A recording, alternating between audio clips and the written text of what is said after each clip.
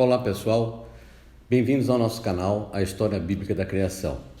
Como temos visto, nosso interesse tem sido conseguir uma leitura que possa traduzir mais adequadamente o significado dos dizeres tarde e manhã que encerram a descrição de cada dia criativo em Gênesis 1.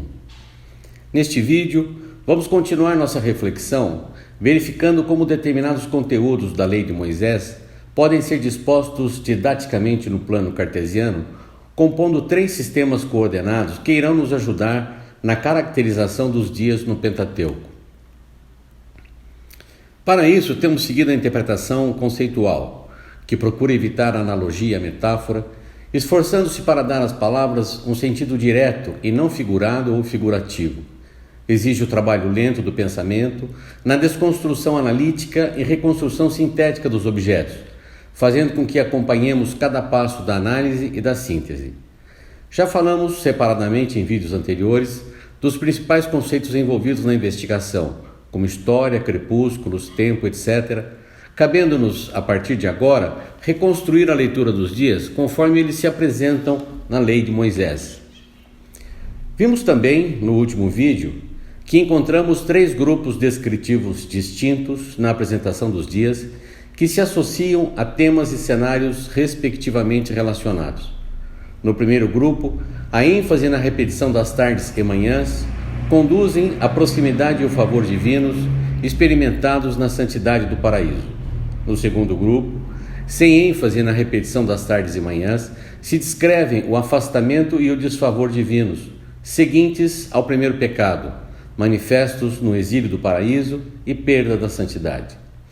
E no terceiro grupo, voltam as ênfases nas tardes e manhãs, desenvolvendo as descrições do retorno à proximidade e favor de Deus, expressos na libertação do cativeiro e no novo chamado à santidade. Muito bem, chama atenção no quadro anterior que os 3 temas ali relacionados podem ser reduzidos a 2: proximidade, favor e santidade, indicados pelo primeiro e terceiro grupos, em contraposição ao afastamento, desfavor e ausência de santidade, características do segundo grupo. E ao falarmos de santidade, temos que falar novamente do seu oposto, o pecado. Mas afinal, o que vem ser o pecado?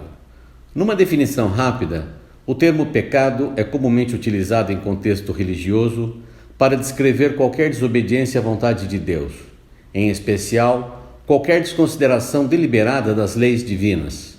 No hebraico e no grego comum, as formas verbais, no hebraico hatá e no grego hamartano, significam errar, no sentido de errar ou não atingir um alvo, ideal ou padrão. Em latim, o termo é vertido por peccato. Na própria Bíblia é dada a especificação de pecado. Todo aquele que pratica o pecado transgride a lei. De fato, o pecado é a transgressão da lei. E assim temos entendido o pecado como uma deformidade que nos acompanha a partir da transgressão do paraíso. E sem dúvida, falamos muito sobre ele, conforme ironiza Richard Dawkins ao tratar do parecer dos primeiros teólogos cristãos sobre o pecado. Os pronunciamentos e debates de Agostinho exemplificam para mim a preocupação pouco saudável dos primeiros teólogos cristãos com o pecado. Eles podiam ter dedicado suas páginas e seus sermões a exaltar o céu estrelado ou as montanhas e florestas, os mares e os coros do amanhecer. Essas coisas são mencionadas às vezes, mas o foco cristão está sempre no pecado, pecado, pecado, pecado, pecado, pecado. Que preocupaçãozinha chata para dominar sua vida. Mas será que o pecado seria então alguma coisa irrelevante, como sugere a observação de Dawkins? Parece que não. A lei de Moisés, como veremos a seguir, não trata o pecado apenas como uma deformidade moral que nos acompanha, ainda que, de fato, a imperfeição moral trazida pelo pecado realmente nos incapacite de acertar o alvo da perfeição ou santidade. Assim, proximidade, favor e santidade de um lado, afastamento, desfavor e pecado de outro, sugerem desempenhar o papel de estrutura de referências no Pentateuco, sustentando e orientando a composição das narrativas de um modo geral e, de maneira especial, como nos interessa, a descrição dos dias. Entretanto, antes de continuarmos, temos que falar um pouco sobre estrutura de referência e sistemas coordenados. Vimos com a física que no estudo dos eventos devemos ter o que chamamos estrutura de referência. Assim, por exemplo, ao descrever as posições de objetos e pessoas em uma cidade, as ruas e avenidas formam a estrutura a qual fazemos referência. Essa estrutura a que referimos todas as nossas observações é chamada sistema coordenado. Mas o que significa o termo estrutura e o que quer dizer a palavra sistema?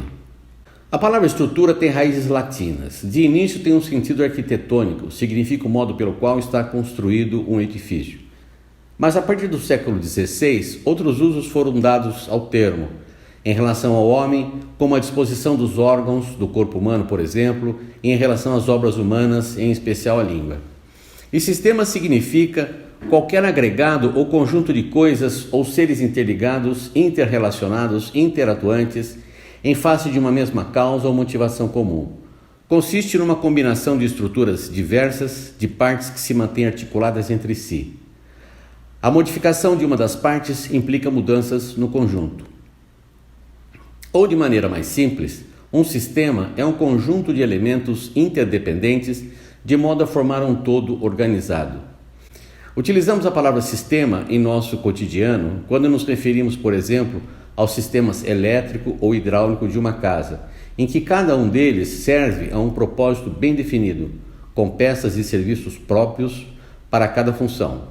Ou numa cidade, quando dizemos sistema rodoviário, sistema portuário, etc., em que cada um deles cumpre um papel específico no serviço público de transportes. Ou seja, sistemas são divisões de um todo em que cada divisão tem partes que se articulam exclusivamente entre si, a fim de cumprir um objetivo determinado. É uma definição que acontece também em várias disciplinas, como biologia, medicina, informática, administração ou direito. Vindo do grego, o termo sistema significa combinar, ajustar, formar um conjunto. Assim, temos no corpo humano uma boa amostra da divisão em sistemas, cada um deles com suas partes respectivas e articuladas entre si. No sistema circulatório, por exemplo, o coração se relaciona com artérias e veias que fazem circular o sangue por todo o organismo. No sistema nervoso, cérebro e nervos se relacionam entre si a fim de processar sensações e determinar tarefas que devem ser executadas pelo corpo. Portanto, não se deve esperar que o que pertence a um sistema faça parte também do outro. Como vimos há pouco, o entrelaçamento de ruas e avenidas forma uma estrutura de referências em que podemos localizar objetos e pessoas numa cidade, de modo que, mudando-se a posição dos objetos e pessoas, ou mudando-se o desenho das ruas e avenidas, mudam-se também as informações relacionadas. Desta maneira, parece que proximidade, favor e santidade de um lado, afastamento, desfavor e pecado de outro, se juntam numa estrutura de referências, permeando a lei de Moisés com 3 sistemas coordenados bem diferentes entre si, conforme se pode identificar mais facilmente no plano cartesiano, que utilizaremos de maneira didática e simplificada. O sistema de coordenadas cartesianas, ou plano cartesiano, foi criado pelo filósofo e matemático René Descartes, também conhecido por seu nome latino Renatus Cartesius, considerado o fundador da filosofia moderna. O plano cartesiano é formado por 2 eixos perpendiculares entre si, perfazendo ângulos de 90 graus. Um horizontal e outro vertical, em que se cruzam na origem das coordenadas ou ponto zero. O eixo horizontal é chamado de abscissa, ou eixo X, graduado com números positivos à direita e números negativos à esquerda. E o eixo vertical, chamado de ordenada, ou eixo Y, igualmente graduado com números positivos acima e números negativos abaixo. Para o nosso propósito, não será necessário graduar os eixos, ainda que se tenha em mente as oposições determinadas pelo ponto de origem e a progressão que caracteriza cada eixo. Muito bem, sendo assim, comecemos pelo eixo horizontal, representando o tempo, e dividido pelo pecado. Essa força divisora do pecado em 2 tempos, antes dele e depois dele, é dada a partir de Gálatas 3, que, conforme temos visto, informa que a Escritura encerrou tudo debaixo do pecado. Ou seja, antes dele, a criação se desenvolvia sem o pecado, e depois dele, tudo passa a estar debaixo do pecado. Inclusive, como também já vimos, o que fora terminado muito bom no 6º dia da primeira semana, antes, portanto, do pecado. No eixo vertical, 2 condições serão possíveis em relação à divindade, também determinadas pelo pecado. Acima, proximidade e favor, que não coexistem com o pecado. E abaixo, afastamento e desfavor, advindos com o pecado. E assim obtemos 4 quadrantes, dos quais utilizaremos apenas 3, compondo 3 sistemas diferentes entre si e tendo o pecado como ponto de origem dos 2 eixos, ou referência obrigatória na formulação dos 3 sistemas. No primeiro quadrante, o primeiro sistema ocorre antes do pecado, experimentando-se a proximidade e o favor de Deus. No segundo quadrante, o segundo sistema ocorre depois do pecado, experimentando-se o afastamento e o desfavor de Deus. E no terceiro quadrante, o terceiro sistema ocorre depois do pecado, experimentando-se novamente a proximidade e o favor de Deus. De maneira que no primeiro sistema, o ápice narrativo apresenta o paraíso e o regime de santidade, proximidade e favor de Deus que precedem o pecado. No segundo sistema, se descreve a perda da santidade e o exílio do paraíso no afastamento e desfavor divinos decorrentes do pecado. E neste último sistema se desenvolve a libertação e o chamado à santidade, que ainda que existam depois do pecado, cursam com o retorno à proximidade e o favor de Deus, fazendo agora uma trajetória inversa, indo do regime sem santidade, depois do pecado, abaixo em vermelho, passando pelo regime de chamado à santidade, que ocorre também depois do pecado, acima e em roxo, e terminando no ambiente de santidade absoluta, porque precede o pecado em azul e acima, verifica-se que tais sistemas são tão distintos e separados um do outro que lembram a disposição dos ambientes e dinâmicas de culto vinculadas ao tabernáculo.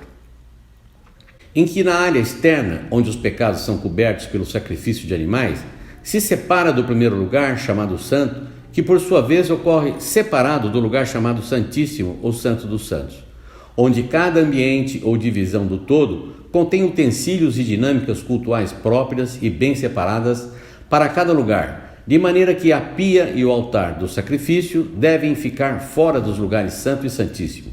Os itens do lugar santo são restritos daquele lugar, e assim também com a Arca da Aliança, móvel único do lugar santíssimo, reservado exclusivamente para ela. E assim terminamos de falar como determinados conteúdos da lei de Moisés podem ser dispostos no plano cartesiano, perfazendo 3 sistemas coordenados distintos, sustentando e orientando as narrativas.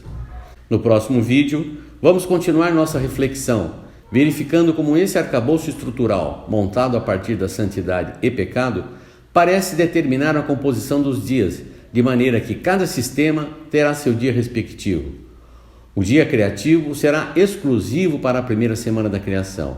O dia comum, distinto do dia criativo, terá início depois do pecado, e o dia cultico, próprio para as ações relacionadas ao culto e diferindo do dia criativo e dia comum, terá início na Páscoa do Êxodo. Grande abraço a todos. Se você gostou desse vídeo, dê o seu like e compartilhe. Se inscreva no canal e ative o sininho para notificações de novos vídeos. E não se esqueça de registrar seu comentário. Que Deus nos abençoe.